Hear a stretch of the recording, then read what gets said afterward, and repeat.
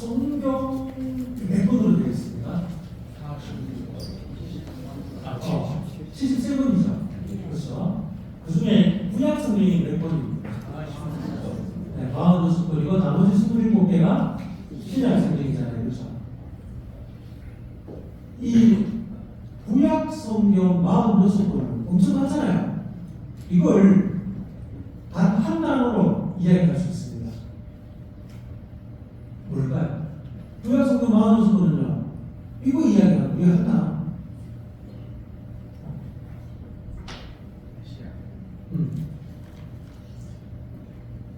하느님께서 약속했습니다. 내가 너희에게 구원자를 보내줍니다. 바로 그리스도 메시아 구원자. 이 말씀이 뭐예요? 구약성경 46번은 이거 이야기하고 있어요. 이 구약성경은 이 하나님의 말씀이 이루어지려고 희망하고 기다리는 사람들의 종교가 크게 세 개가 있어요. 구약성경을 믿는 사람들. 첫 번째는 뭡니까? 유대인들이잖아요. 맞죠? 유대인들은요, 하느님의 이 약속이 아직까지 이루어지지 않고 있다고 아직까지 기다리고 있는 사람들이에요. 지금 이스라엘 사람들. 네. 대단한 사람들인데, 이 사람들. 2000년 동안 나를 망했잖아요. 부수잖아요. 이 약속만 믿고 1947년도에 돈 주고 나를 샀잖아요, 지금. 2000년 지나가지고. 전 세계 흩어져 있는 사람들이. 정말 대단한 사람이 이 약속 때문에 그런 거예요. 그리고 누굽니까? 우리. 그 약속이, 그 메시아가, 그리스도가 바로 예수님이라고 믿고 있는 사람들. 그 사람들이 바로 우리 그리스도인입니다. 전 세계 가톨릭 14억, 개신교 8억, 정교회 2억 5천. 네. 이 사람들이 거의 한 반쪽 될 거예요, 전 세계에서. 바로 예수님이 바로 구약에 예언된 그분이라고 믿는 사람들입니다. 또 하나가 있습니다. 그러니까 네, 이슬람입니다. 의외죠. 이슬람은요, 구약 성경에 예언된 그분이 누군가 하면 570년경에 태어난 무함마드라고 아는 사람들이에요. 그분이 바로 구약에 예언된 사람이라고 믿고 있는 사람들이 바로 이슬람입니다. 전 세계 20억. 3일 중에서 가장 많습니다. 왜 많은지 아세요? 애들을 엄청 낳아요. 그래서 자꾸 엄청 낳았는데 가톨릭은 거의 안 올라가는데 이거는 엄청 올라가고 있어요. 네, 그래서 그렇습니다. 그래서 이제 구약 성경에서 이 세 개의 종교가 다 나왔습니다. 가톨릭 성경은 한 집안이죠. 네. 자, 이 구약 성경 46권이 그리스도 메시아 구원자를 이야기한다고 했는데 특별히 오늘 제1독서에서 이사야 예언자가 이렇게 이야기합니다.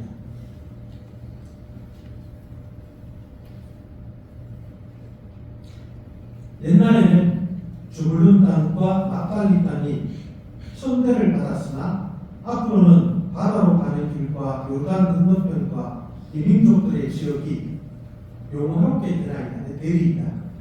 어둠 속을 걷는 백성이 큰 빛을 봅니다. 암흑의 땅에 사는 이들에게 빛이 비칩니다. 하고 언제 이야기했습니까? 기원전 722년 보존을 해가지고. 왜? 근데요, 이스라엘이 다윗의 아들들을 보고 솔로몬이잖아요. 솔로몬이 하나님께 죄를 지어가지고 나라가 달라집니다. 북이스라엘과 남유다. 근데 이 남유다는 계속하지만 여기가 이제 베들레헴이 남유다입니다. 예루살렘이 남유다의 수도예요. 근데 북이스라엘 쪽이 북쪽은요 얼마 안 가가지고 722년경에 기원전 아시리아에서 멸망합니다. 어떻게 되겠습니까? 이민족의 나라가 되어버렸잖아요. 그건 그 이야기를 하는 거예요. 그게 그 12지파 가운데 북이스라엘 지역에 해당하는 사람들이 바로 갑달리, 주불룬이었던 거예요. 이거는 이제 이민족가 되어버렸습니다. 그리고 어떻게 그 성경에는 이 이사야가 이렇게 얘기합니다. 어둠 속을 그걸 어둠이라고 표현합니다. 암흑이라고. 그리고 이민족의 나라라고 이야기합니다. 그만큼 천대받는 그런 나라였습니다. 그런 지역이 있어요. 이 지역이 대표적으로 어디지 압니까? 갈릴레아, 카파르나움이에요. 공교롭게도요. 구약의 요한에 예언되어 있는 이 그리스도 예수님께서요. 저 자기 고향인 나사렛 남쪽 유다인들이 사는 거기서 복음을 선포한 게 아니고 이 이민족들의 이 땅에 와가지고 첫 복음을 선포합니다. 복음생활의 시작. 그게 갈릴레아입니다. 갈릴레아는 어떤 곳이냐면 굉장히 번화가입니다. 활락합니다. 그리고 활락한 주변에 뭐 있습니까? 노숙자들, 가난한 사람들, 마약하는 사람들, 병자들, 그런 사람들이 모여 사는 곳입니다. 이런 곳에 예수님께서 다 나타납니다. 거기서 복음을 선포합니다. 이렇게 이야기합니다. 회개합니다. 하늘나라가 가까이 왔다라고 선포합니다. 회개가 뭘까요? 왜 그들에게 회개라고 얘기했을까? 회개는 머리를 돌리는 겁니다. 우리가 가는 길에서 머리를 돌려가지고 반대로 오는 거. 머리를 딱 돌리는 순간에 뭐가 있다? 하느님의 나라가 있다고 해요. 너희는 바라보고 앞으로 세상을 바라보고 살아가는 거. 거기서 고개만 돌려보라. 그게 회개입니다. 그러면 하느님 나라가 있다라고 이야기합니다. 그런데 하느님 나라가 네 안에 있다고 이야기하는 것이 아니라 가까이 왔다라고 이야기합니다. 그게 무슨 말인가요? 회개라는 의미가 어떤 말인가요? 오늘 예수님께서 제자들을 부릅니다. 회개가 뭔지를 드러냅니다. 베드로와 그의 동생 안드레아, 두 번째는 야고보와 그의 동생 요한이죠. 이 사람들 직업이 뭡니까? 어부입니다. 고기 잡는 사람들입니다. 예수님께서 너 나를 따르라 라고 부르십니까? 이 사람 뜻합니까?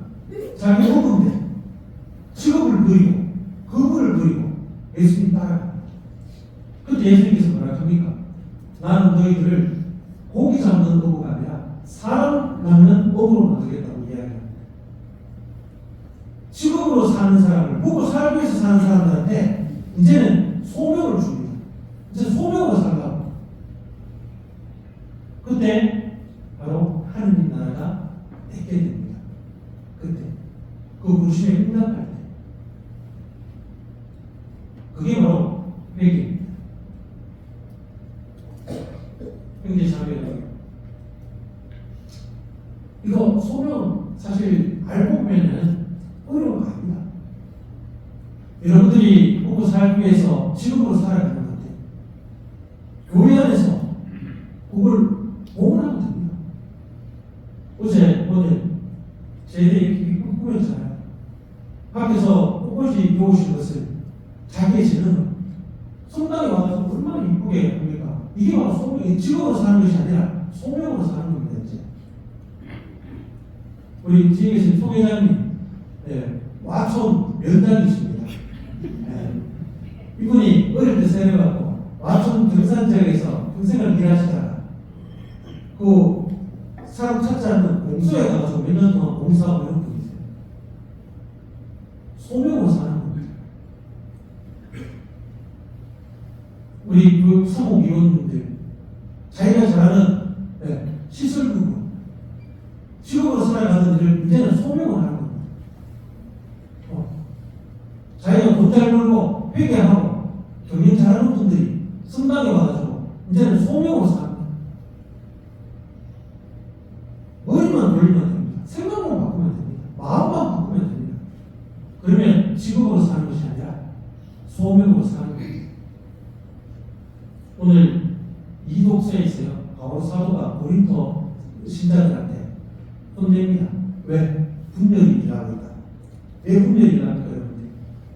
소명으로 사는 사람이 모인 곳이 이곳인데 여기서 세속적으로 살려고 하니까 직업으로 살려고 하니까 그 눈으로 바라보니까 분별이 일합니다.